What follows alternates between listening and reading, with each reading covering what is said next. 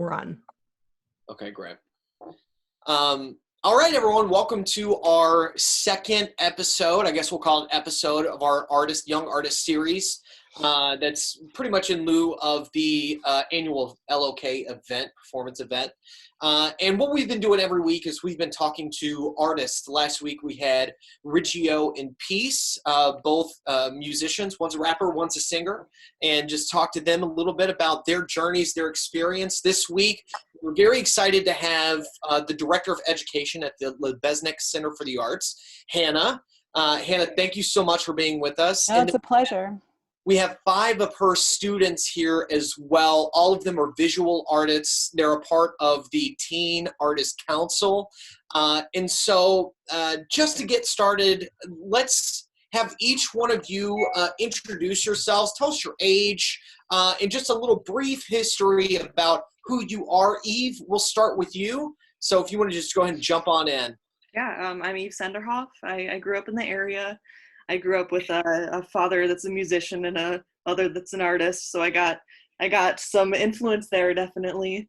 I definitely got influenced by that and started singing at a young age, and then started animating stop motion videos for those music videos. And so how old were you when you started doing stop motion? Yeah, I was about I think 9 or 10, because that's when I started singing and writing my own songs. And so that's how I kind of came upon art, and I'm actually planning on majoring in illustration. I got accepted into Columbia College Chicago, and so that's what the future holds for me. Hey, congratulations. So you just graduated Yeah. during quarantine. Yeah, during quarantine. Cool, that's so exciting. And you're a musician as well, so that's great. You've got all aspects here, performance and illustration. Thanks for sharing. Olivia, let's jump to you. My name is Olivia Jovi. I'm 18. I'm originally from Chicago, but I moved here when I was about 10. So I've kind of had the best of both worlds, the city and like the small town vibe, which has definitely influenced my art. As long as I can remember, I've been interested in art, always creating things, but I started taking it like really seriously once I started high school and doing it professionally and exhibiting. I think the Teen Arts, or not the Teen Arts Expo, the Young Artist Expo was the first time I actually exhibited, and then just kept doing it throughout high school and doing some community art projects and doing stuff with the TAC. But I've been accepted into the School of the Art Institute of Chicago in their first year scholar program, and I'll be starting that in the fall. All right. Yeah, congratulations. That's great. That's great. Ashlyn. Hi, I'm Ashlyn Bowen, and I'm 16, so I'm going to be a senior this next year. I grew up, I live right next to my grandparents, and my grandpa, he's like an amazing artist, so he's the one who got me interested in art. So I've been interested in art since I was little, but I haven't actually like done anything genuinely in the art community until I actually joined the TAC right before the expo of last year. Because that's when I was feeling a lot more like genuinely like I should do something with my art. So and since then, I feel like, I don't know, it's been good to be a part of this little community. So, yeah. Awesome. Thank you so much. Dayton, let's jump to you. All right. I'm Dayton Deck, 15. I'm turning 16 in like a month or two, I think. Yeah. And I live with my grandparents. And art for me is basically, it has been ever since I was really little. I use it more of like an escape, as like, as much as it like is a hobby, it's like a pretty big escape for me to like really express myself. And until like a year and a half ago, before I joined like Teen Arts Council and everything, it just like, it wasn't really something that I took very seriously or thought that I was like good at, but like, now that I've like had this outlet and like people are responding to my work, it's definitely really motivating to like keep creating stuff that I like to make and that I hope a lot of other people enjoy as well. That's great. Well, it sounds like you have been encouraged and someone is encouraging you in your talent, which is a great little segue to talk to Hannah, the director. Hi. Yeah, Hannah, give us a brief origin story of Hannah, and then let's jump into the program. All right, I'll be brief. I'm from the area. I grew up here. I went to Valparaiso High School many, many moons ago. So I was like that art making kid in the region. Went to undergrad at IU and then graduate school at School of the Art Institute of Chicago, spent some time on the East and West Coasts, and moved back to the area about 7 years ago, 8 years ago. So now I live in Valpo and started working at the Lebesnick Center as a teaching artist. Under the then education director, Janet Block, who's now the executive director. So when Janet became exec, she asked me if I was interested in being the education director. So I've been in the position for a little over 3 years. And one of the first initiatives that I was really interested in getting together was a teen arts program. It's certainly something that I would have loved growing up in the area. And I'm really proud to say that in the 3 years, we've got kids from LaPorte, Porter, Lake counties that are part of this really great program. It's a peer-led initiative. I see myself as more of a facilitator in the program and really just want to create space for them to know each other, talk to each other about their work across school boundaries and across county lines even, and just kind of leverage the resources of the center for opportunities for them as young artists. Yeah, so it sounds like this is what, 3 years old? Yeah. Yeah. Yeah. So what was the motivation or the inspiration for you, and what was the original idea, the vision? Yeah. So originally I taught high school.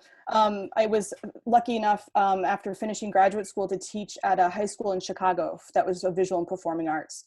And I was there for about 3 years, and it was really one of the most fabulous gigs I've ever had. What high school was that? I was at the Chicago Academy.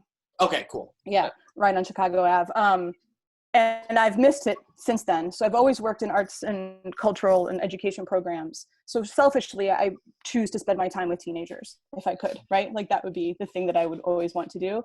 And it was a demographic, if you will, that we were kind of missing on when at LCA. So it was, we always offered like teen and adult in-house classes and workshops, but we didn't have anything specifically geared for teens in a place where they could really use their voice and have some agency.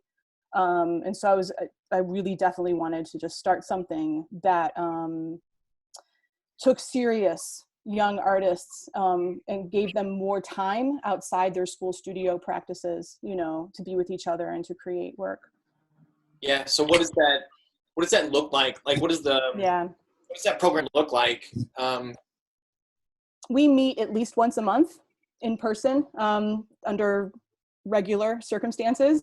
And so there are also other opportunities and things that we do. We go to Chicago to visit exhibitions and museums. We go to Art Expo every year and get a nice docent tour of Art Expo. And for those that aren't familiar with that, it's a huge contemporary art fair on Navy Pier. It is hundreds and hundreds and hundreds of galleries. And we get to meet the artists and talk to the artists. We also schlep to the School of the Art Institute every fall for National Portfolio Day, where these guys have the opportunity to meet with colleges and universities that are fine arts focused, over 60 institutions that they can meet with admissions reps from each of those schools to have their portfolios reviewed for admissions and potential scholarship opportunities too. So we also do various public art projects in Michigan City and beyond. We worked with local artist Ish Muhammad, was it last year, almost 2 years ago now, on a series of murals that are hanging in the cafeteria of the New Franciscan Hospital in Michigan City. Wow. What else have we done? We've Swale. Olivia hooked Teen Arts Council up. Michigan City has a really fabulous now annual music festival called Swale, like a contemporary music festival. And Olivia's had a booth there as an artist.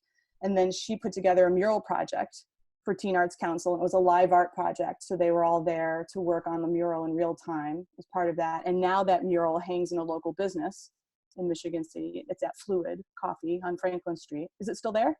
Yep. Not Yeah. hung yet though. No, it's not. Okay. It will be. It's anticipating. So yeah, I mean, and then in our meetings, sometimes we just work on stuff like whatever they're up to. Sometimes I bring in other artists, or illustrators to do technique and workshops with them, or they meet with other professional artists. We visit artist studios too, so they can talk to other local artists who are making the life here in the region as professional artists. So, I mean, my goal is to just keep constantly inspiring them and giving them avenues so they can see that this can be a thing. Like, you can do this. You can be an actual artist in the world, and there are many, many ways to do that.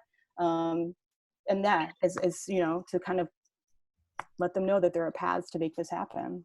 Yeah, that's amazing. That's amazing. What all mediums do you all work on? I work digitally. One of my favorite mediums is actually embroidery too. So I work in a lot of like digital and mixed media. I do all sorts of stuff. I like challenging myself. So that's great. Is there one that you're focusing on in particular, or something that you're wanting to pursue more than others? I mean, right now I'm focusing on needle felting and embroidery. So I've been working on a lot more like three-dimensional stuff recently, but in terms of illustration, I'm looking to go into like digital illustration. Gotcha. Is it because that seems like where the paycheck might be more than embroidery? I do enjoy it as well, but that is definitely one of the motivators. Right. No, I'm always 100% like, what's the thing you like the most? Go in for it, and then you also got to make a living at some point. Yep. But yeah, I worked for a college, Tribeca Flashpoint College, which is now Flashpoint Chicago, and the designers. We would talk all the time about what the passion is. I would go to high schools. We would talk to the high schools, show portfolios, and some of these spec works that these artists would do to land jobs and get jobs. And the reason I asked about that is like, yes, it's important for the money, but my belief is like you just throw yourself into the thing you love the most. Make sure you're being able to pay the bills, but ultimately, if you throw yourself 100%, that hopefully will be the thing that earns the money. So it'll come, right? Yeah. It will. Yeah. It'll come. You have to trust in that it'll come. Yeah. 100%. Eve, since we're just talking to you right now, do you have something you could show us? Yeah, I'd like to know what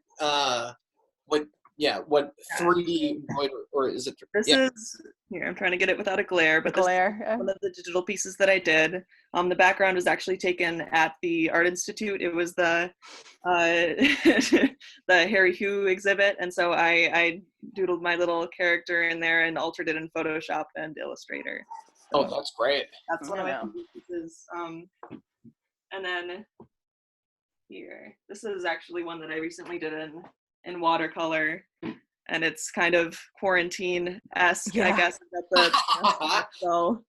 So that's what I've been doing. Recently. That was my main big project. That's great. As far as embroidery goes, do you have any of that? Yes, actually. Do you have that? Actually collaged some like photo paper as well, and then embroidered the photo. Those are great. Yeah, I love that. Is that was that inspired by Stranger Things? No, but I could see the inspiration. Yeah, I guess, yeah. Oh, that's awesome. There's an artist I know named Jackie Manti that does a very similar medium to that. She'll take old photographs and that's awesome. Yeah, do that. I actually have 3 pieces up here. Me and my wife love her stuff, and she's a close friend of ours, but really great. Eve, thanks for sharing. Dane, let's jump to you. What kind of mediums do you work in? Oh, me? Yeah. Okay. I just want to make sure I heard it right. Yeah. I mainly focus in graphite, but I've been getting into oil painting a lot more recently. Do you have something you can show us? Yeah, I've been working on, I don't know how I'm going to do this. I've been working on this piece. Wow. For the past couple weeks, I think. So yeah, it's been taking time, definitely. Yeah, that's Yeah. breaking up. You're breaking up a tiny bit, but I just want to say that I have never really, haven't seen many people that can handle graphite the way that Dayton handles graphite. Oh, It is, thanks.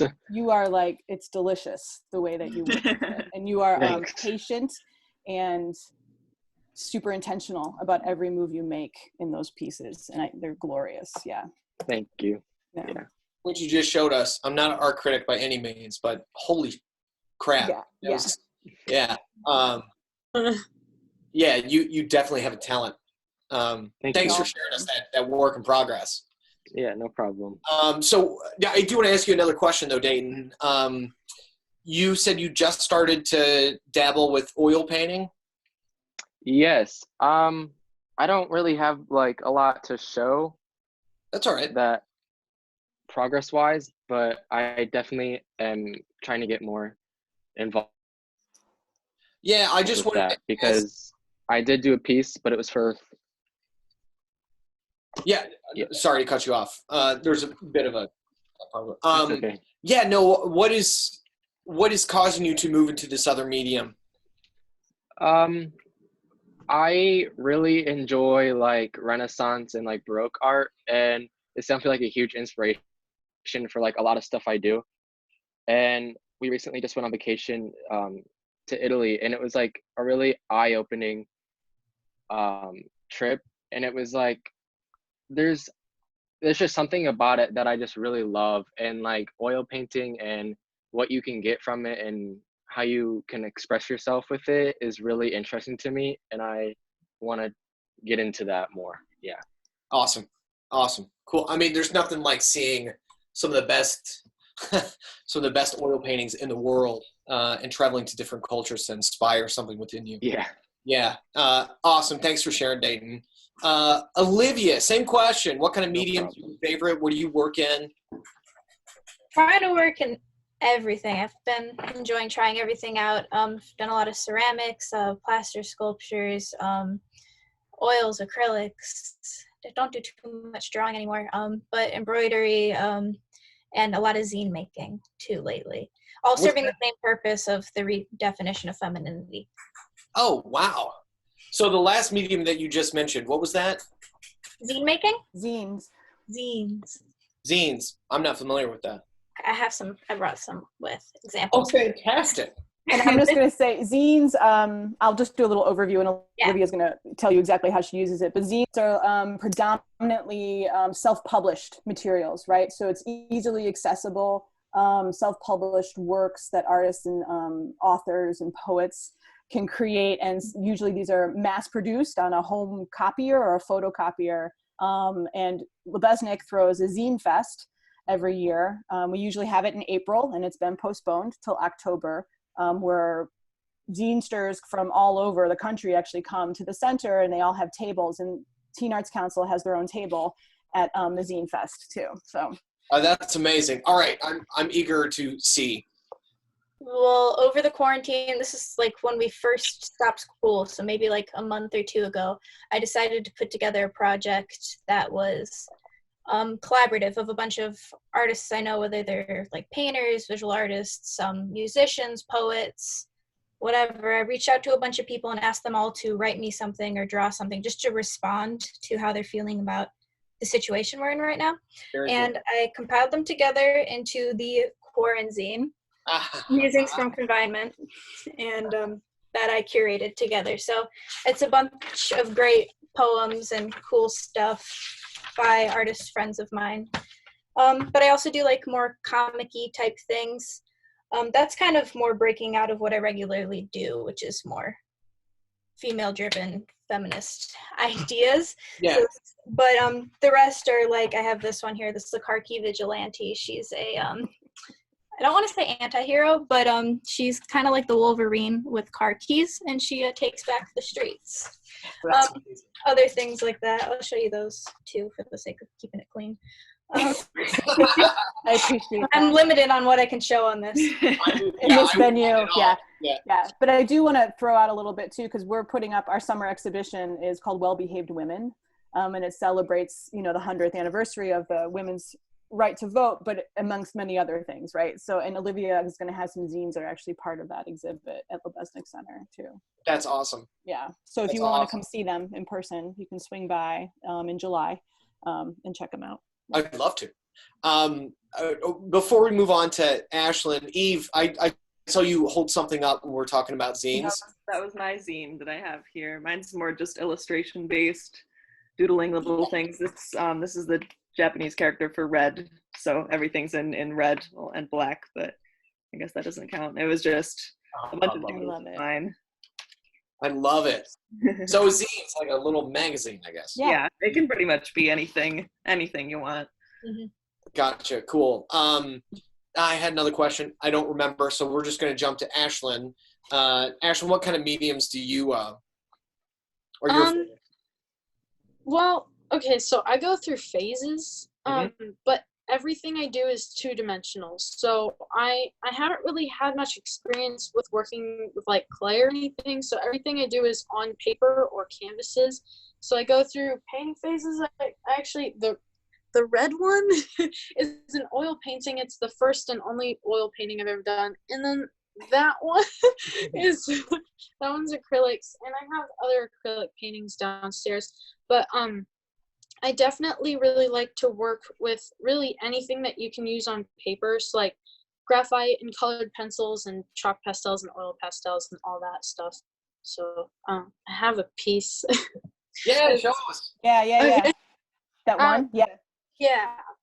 So this is the most recent piece I did. I just finished it recently.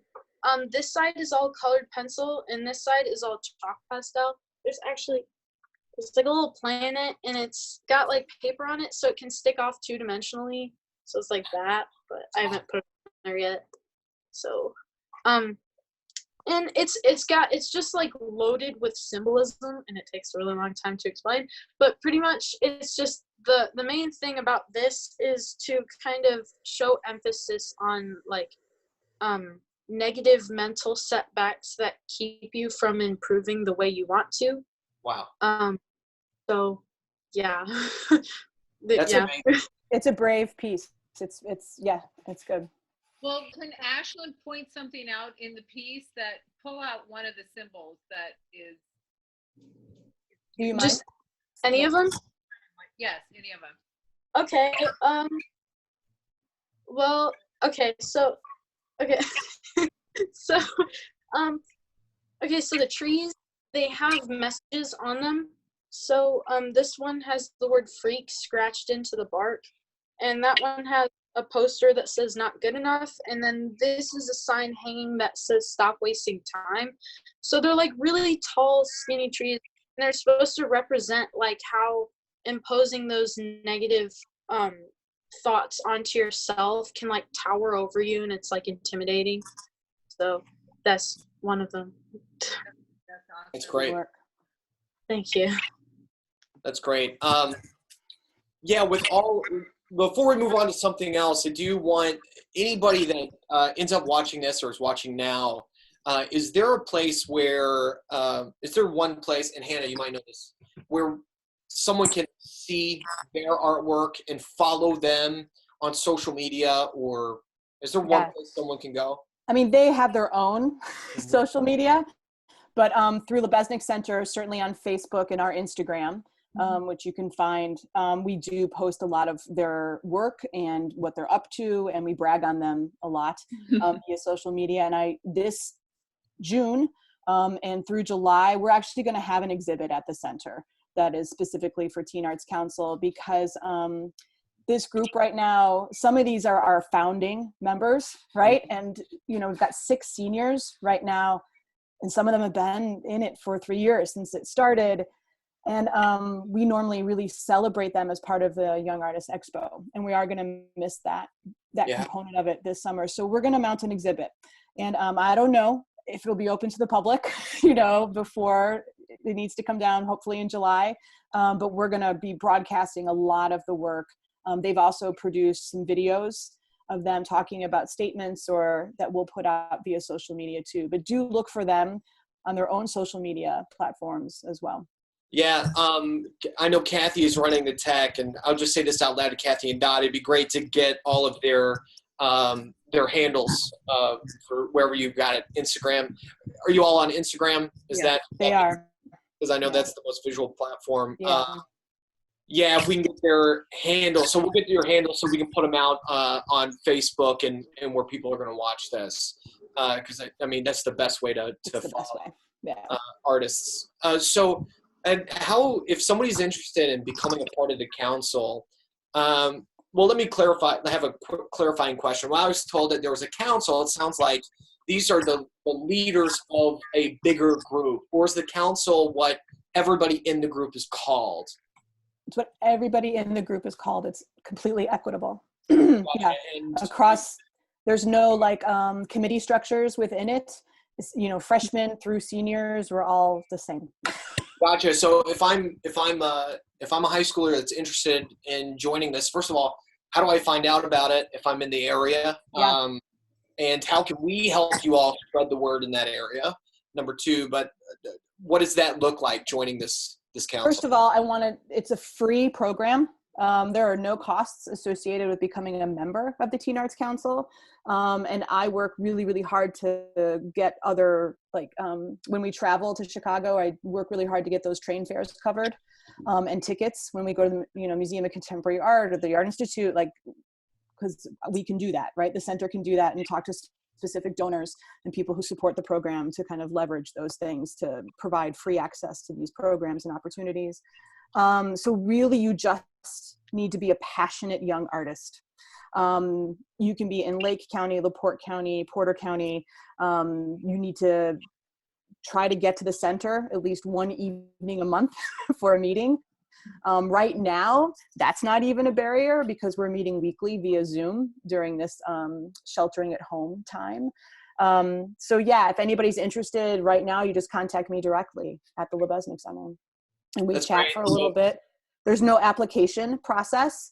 I love to meet interested students and talk to them about what they're doing in their practice and the types of work that they're making and why they make. Mm-hmm. But you don't have to be a super serious artist yet to be a member of the council. If you are just starting, just know that you're in love with making art and being with other artists, then that's all it takes. Yeah, I think there's no better way than surround yourself with others, Exactly. especially with the same interest to not only you as an artist, but as a positive person that can use the talents that you have to create change. Indeed. Yeah. And the way that this happens organically with this group of students who are remarkable, I will say that anytime, these are remarkable students, not just because of their skill and talent, but because of their heart and their vision and their courage. But they're so good to each other.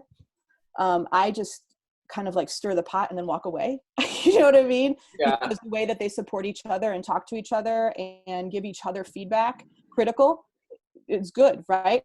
But they champion one another. And I think that that's really the whole crux of the entire program is giving them the space to work it out. And I've seen friendships form immediately, even though kids come from all different socioeconomic spaces and schools have different types of studio programs. So there are some students that have access to more stuff than others. None of that matters. When you enter the council and you start attending the meetings and you start working together, none of that. You all start with this foundation of the council in itself. And it's a really fabulous thing. It really is. You're a gift, Hannah. Yeah. You are. Yeah. You all.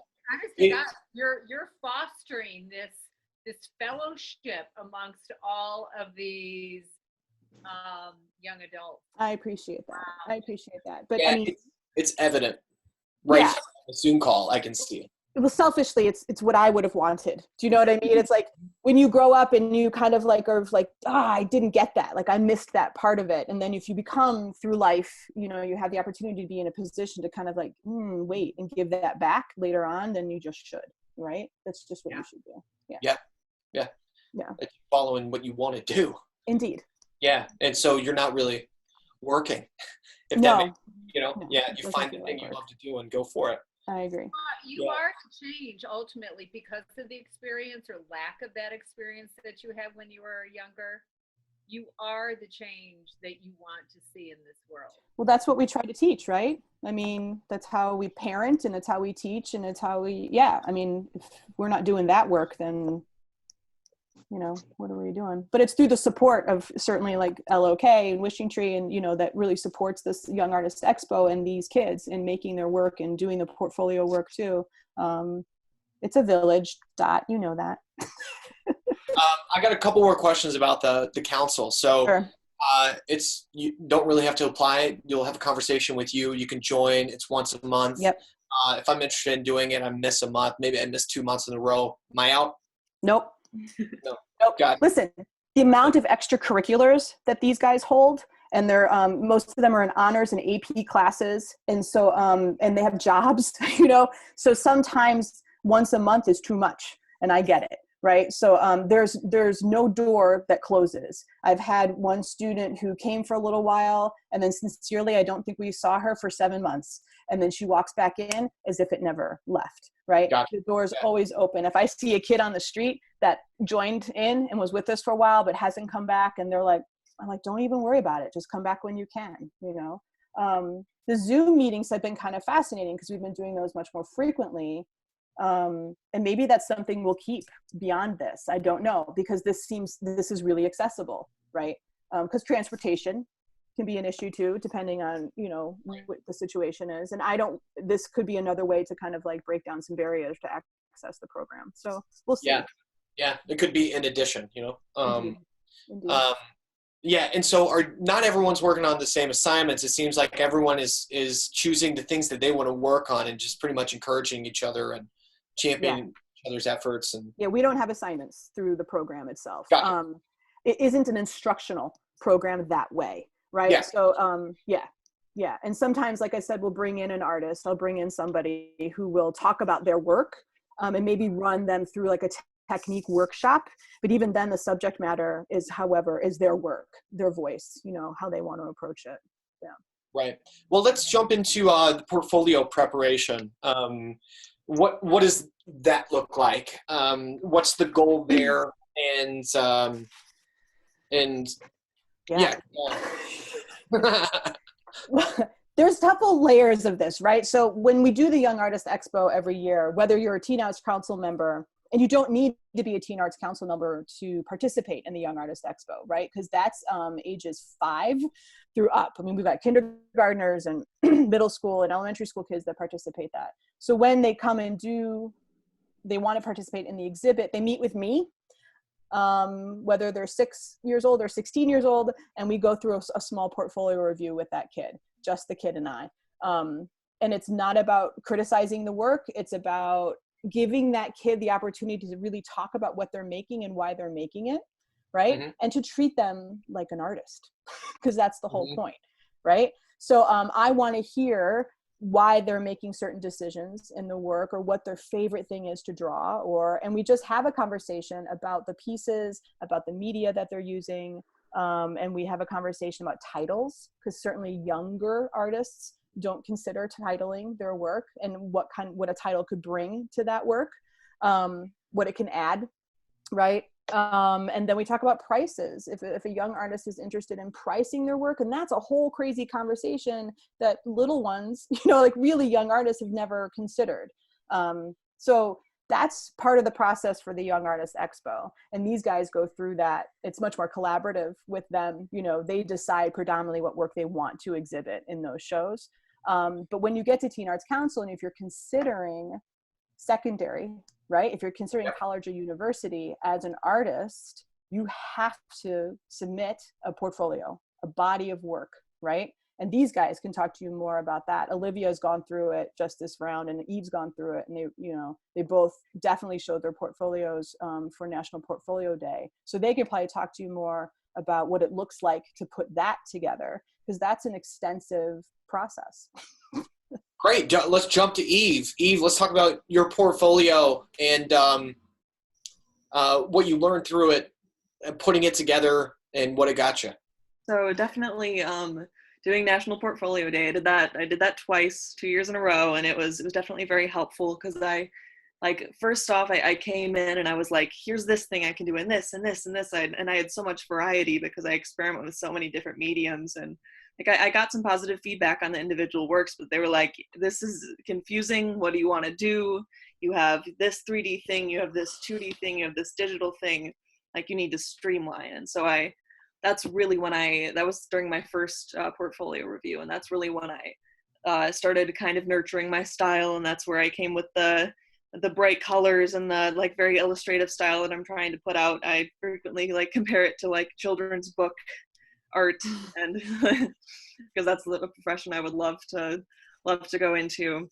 And so what I learned through that is definitely just like I needed to develop something that screamed like, this is who I am. This is not how many things I can do. This is like, I'm not just trying to impress you. I'm trying to show you who it is that I am and what I do. Portfolio isn't supposed to be like a mini retrospective Right. of all the work you've done since you were right? It's really about what you've just said. This is who I am as an artist, and this is the voice that I have, and this is how I show you that voice or share that voice with you, right? So you want work that all works together, that feeds each other, you know, and things, it's not necessarily about creating a singular series, right? Things can be very different and divergent, but you want somebody to be able to see the whole body and be like, I know what she's about, right? Like, I know what she's thinking and I know where she's headed, and it's fabulous. And yeah. No. Yeah. Do you, Hannah, do you have any, when you work with your artists, is there any advice that you give them to help them find out? Because I know that can be difficult sometimes when you have so many things. And it's an ongoing process, right? So it's like, you know, you'll have like, yes, this is my portfolio. And then 4 months later, when you've made a bunch of other stuff, you have to keep going back and evaluating. I think there's a couple of things that help me as an artist, like kind of work through bodies of work. And I write a lot. It doesn't have to be like super formal academic language about, you know, but I keep like a narrative going and write about what you're doing, right? So then it's this document that could be evergreen, right? It could be a journal. It could be something that you just keep as a note in a laptop, but you can keep referring back to those words in that language to kind of keep you focused on what you're making and why, you know? Yeah, and gotcha. Yeah, and keep the work around you, which is much easier now because you can have all the work digitally. You know, you can have all the prints and the scans with you. But do spend the time to review like what you're doing and think about your history as you move through stuff. And I think that's really important too, as you move from like through high school even, and you're taking drawing 1 and drawing 2, keep track of your progress, right? Celebrate that. Constantly go back and look at the work you've created. Go back and look at the stuff that your parents have held down from when you were little too. There's nuts and kernels of things there, right? that are important still, you know? But don't ever think that just because you've completed this piece that you can be done with that now. That stuff will keep coming back, you know, like it's an ever cycle of things that are happening. Yeah. I had a directing teacher in college. I went to theater, and she always talked about follow the thread. Indeed. Indeed. Follow the thread. Same. Things connected. Yeah. I see a lot of parallels with totally. Yeah. And let yourself be uncomfortable a little bit, right? So be a little scared, because if you're working on something and it's making you kind of nervous and you're like, ooh, that means you're headed somewhere. That means that, and that might not be the piece, but maybe it'll take you to the next one or the next one, right? So don't be afraid to kind of like build some courage and make something that makes you a little nervous. And Ashlyn's probably smiling because we were talking about that specific piece in our meeting on Wednesday. And I said, it's really brave. Like, you're doing this work. You're doing this work that's making you a little nervous. And that's when you're stretching, and that's when you're growing. Oh yeah. You gotta get out of that comfort zone. Yeah, and it's terrifying. Yeah. No, too many people live in they're safe, but stuck. Yeah, but I don't ever want them to think that just because they're young or just because they're teens doesn't mean that they don't have stuff to say. Right? Because theirs is a voice that's always missing, as far as I'm concerned, right? In many different fields and areas and ways, right? And I think about what's happening now and what we're all kind of experiencing now together, and their voice is even more important now, I think. about like thinking about what this will all look like moving forward, you know? Right. Yeah. Yeah. The quarantines right here. The quarantines, for reals. Yeah. Yeah. Olivia, let's talk to you about your portfolio and the process of going that. And yeah, portfolio review has been something that's been really helpful for me because I thrive on feedback. I love to talk about things that I'm doing while I'm doing them. Like these guys know I'll probably reach out to 7 of them at a time in the middle of any given thing I'm working on. Like just to like maybe even just talk about what I'm doing. Like I'm doing this and I don't know what to do with it. And then even just after voicing that, I'll be like, I know what I got to do. Or other times they'll be like, I think maybe you should go this way or that way. And that really helps. But like, as far as going to National Portfolio Review Day and talking to admissions counselors from schools, a year ago, even my portfolio was so different. I was doing these paintings that looked like they could have been like digital media, but they were done in acrylic, like an analog version of a digital image. And those were cool. Like they responded really well to those, but it was an interesting concept, but it wasn't really what I should be doing. I think it lacked a little bit of depth. And it was funny too, because one of the people I was talking to, he was there. I was having a great conversation with one of these admissions counselors, and he said, this stuff is cool, but you're going to be a sculpture artist. And I was like, no, I don't do 3D art. A year later, that's what I'm working in. That's what you're doing. It was a prophecy, right? And even this, I don't know if it was August when we sat down with SAIC, they came out to the Lebesnick, which was a great opportunity to do one-on-one portfolio reviews. Because when you go to these portfolio reviews, you're there with thousands of kids, and there's kids in the RISD line puking, and it's so stressful, and it's just crazy. So it was really cool to sit down one-on-one with a person. It was a very unique experience. And I was still showing some of those paintings that I was talking about, and there were a couple newer pieces like sculptures that were showing this idea of the redefinition of femininity. And a woman from SAIC, Sheikha, love her, she said, these are really cool. Like this, what you're doing right here is really interesting. You should focus more on that.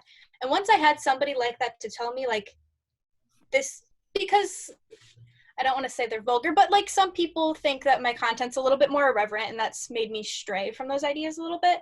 But having somebody tell me, this is important, this is what you're doing is really cool, and this is obviously very you, completely changed the way I make work. And that's completely what I do now. And it's great. The way we sorry, go ahead, Hannah. No, I was gonna say, but the way we always talk about going to National Portfolio Day is that get as much feedback as you can.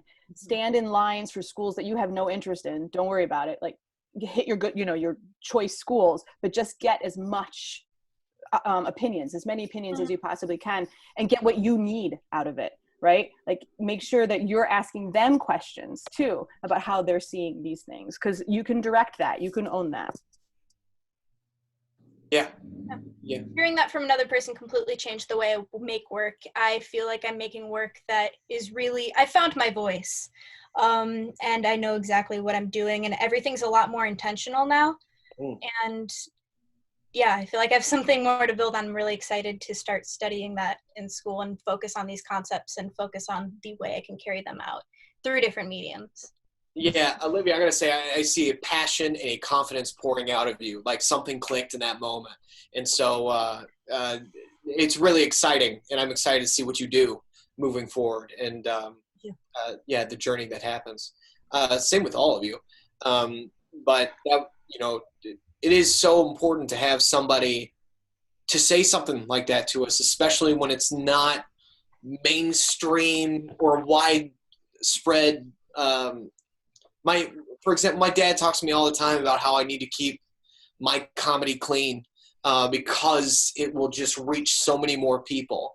And I get his point, and yeah, I get his point, but it's like I have a voice and I have something I want to say, and there is a little something for everybody at moments, but it's taken me a long journey to find my voice, and it continues to change, and I'm still on that journey, and I'm old. That journey doesn't change. And even if you don't go to college or university for art, right? Because not every Teen Arts Council member has that as a goal, and that's fine, right? So there are kids who are in the council now who may be wanting to study science. We have a senior who's going into the Air Force to study engineering. But I think that these types of experiences and opportunities, all the skills that you gain with this work are transferable, right? So even if you're not creating fine art anymore, there are certain lessons that we've learned together through the council and with each other. And those are the lessons that'll carry through no matter, you know, what you're choosing to do in the future. Absolutely. Absolutely. Great. We are, what I'd like to do next is ask you all to give advice to somebody who would be in your shoes 5 years ago or a few years ago, something that you have learned that you would like to share in, you know, I guess just like a minute apiece. Think about something, and we'll start with Olivia. I'd say the thing that's helped me the most within the past year was meeting these people within this group that Hannah created for me. Gave me a lot more confidence to go out within this community and meet more people. And we have a wonderful little community of this in Michigan City, or just the region in general, where I made a lot of connections by being vulnerable and putting myself out there and finding my people. And that's given me the confidence to pursue this. And yeah, find your people. Is if you can find an organization like TAC, like what Hannah set up here, do that. And even if that is a little bit scary, it's worth it. Yeah, I love that. Find your people. Eve. I definitely agree with that. Like if I had gotten, or if there was somebody like in those shoes and had seen like 8th grade me doodling a very detailed eye in the like corner of my lined paper, just anybody that would have, like, I would have been able to bounce ideas off of, or somebody that would have given me the confidence to dive deeper into art, because at that point I didn't feel confident enough in myself. So honestly, my advice is not only just to like find people that you can do that with, but to use the resources you already have around you. So even if there are people that aren't artists around you, I mean, your parents, your friends, you can still ask them for advice, because I know when I ask people for advice, I always feel like I'm asking too much of people, especially if they're not interested in art. I'm afraid I'm gonna lose their interest very quickly. But I needed to learn, like, you need to ask the people around you for advice, no matter who they are or like what involvement they are. Yeah, I think that's great. I heard a filmmaker named Peter Hawley say that art is not art until somebody else sees it. And that's always stuck with me. Like, you can do things, and I might not be accurate on that absolute phrasing of that, but you know, just the value of showing somebody, being open, and it's a hard thing to do a lot of times. And so thanks for that. I completely agree with that. Dayton. Yes. If I were to give myself advice like 5 years ago, the biggest thing that I would probably say is create art that you want to make. And I've especially realized that now that I'm a part of TAC, and just the exposure that I've gotten from this has made me realize that no matter what you do, you're going to get a response. But if you're not happy with the work, then the response doesn't really matter at all. Because at the end of the day, if what you're making is not what you want to make, then, I mean, I don't really know. I don't see the point of doing something if you're not happy with it. Which is definitely what I've grown to figure out, especially my style artistically has grown so much in the past year and year and a half. But yeah, that's it. I think that's great. You have to do what you love doing. That's what I think changes people, is you expressing yourself the way you want to. Thanks for sharing that, Dayton. Ashlyn. So I guess mine kind of runs along with Dayton's a little bit. This might come out slightly outspoken. Without a doubt, just don't, like, a big thing with me is just you should not listen to other people if they're not really invested positively in you. So like constructive criticism is great and stuff like that is good, but if someone else is trying to tell you what to do because they think it's what you should do, then that you just don't listen to that, because that's always a problem with me, is if someone's telling me, I think you should do this instead of what you're doing now, and I'm like, okay, so then I do it, but I don't actually enjoy it. So that's how it kind of runs along with Dayton's, is like, if other people are trying to tell you what to do, but that's not what you want to do, then just don't listen. You should just do what you want to do. 100%, 100%. And I think that goes hand in hand with finding your people, so that you have people that you trust what they say and will be supportive, and whatever feedback that's not necessarily like, oh, this is great, is constructive. But yeah, no, I'm with you, Ashley. I'm very much deal with people pleasing and have the majority of my life. And it wasn't until you get into a place where you just don't care about what other people think in that way, which is weird, because we're in a business as artists to do things that we hope people like or are affected by it. And so it's one thing, you want people, you do kind of care what people think, and on the other end of the spectrum, you've got to not care what anybody thinks. And so, you know, those both exist. They're both real, I believe, and both something that's there. But yeah, Hannah, I think you've got a great group of They're artists. amazing. They're absolutely amazing. Yeah. Hannah, is there anything else you wanna say before we close this out? Gosh, you know, I'm just, I'm grateful. I'm grateful for the relationship and the partnership with LOK for supporting this amazing work and these young artists. We will put together this exhibit for them in June and July to send off this group. The group is open to enrollment.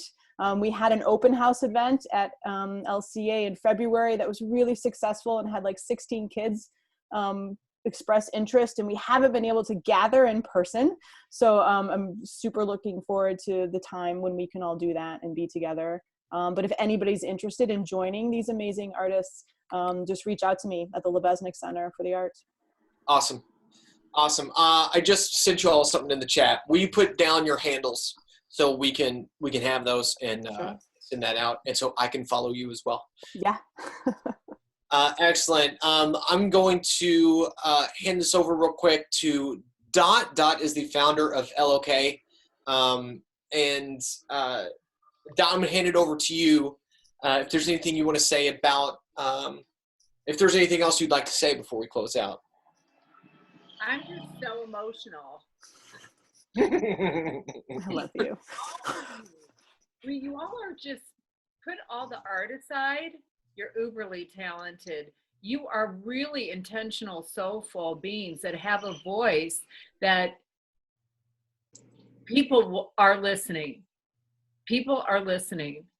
I have taken note and taken heart of, oh my God, I'm gonna cry, of each one of you. Seriously. I don't know the vernacular, how exactly to say that, but I would say that we do a lot of things at the LOK. But I would have to say the best of what we have is within your purpose, supporting your passion. I mean, honestly, you all are enriching others and will continue to in your collective ways, in your differences. Keep doing what you're doing. I'm incredibly impressed when Kathy, I know Kathy feels the same way, when this is going to be placed on our platform, the LOK Facebook page, grab it, share it. We're going to be sharing the crap out of it. you all are just absolutely phenomenal. I'm super impressed. For those that have been selected for university, they are going to be wowed by you, and congratulations. I really look forward to meeting the rest, of the kids that have enrolled, when I fly back. Hannah, I am, I can't imagine LOK working with a finer human being than yourself. And I know all of your students here are probably, they're all going, yeah, right, like that. Can I show what I have hanging on my wall? Okay, yeah. So this was this last year? It was, yeah. So I wanted to buy everybody, and not everybody would actually sell, but I ended up buying this piece, and I just recently got it framed. Is this the best way of doing this? Can you see? We lost your video, Dot. You lost your video.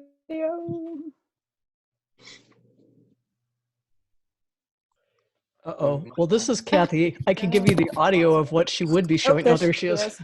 Dot, we lost your video. Hold on. Oh, okay. We get to walk through.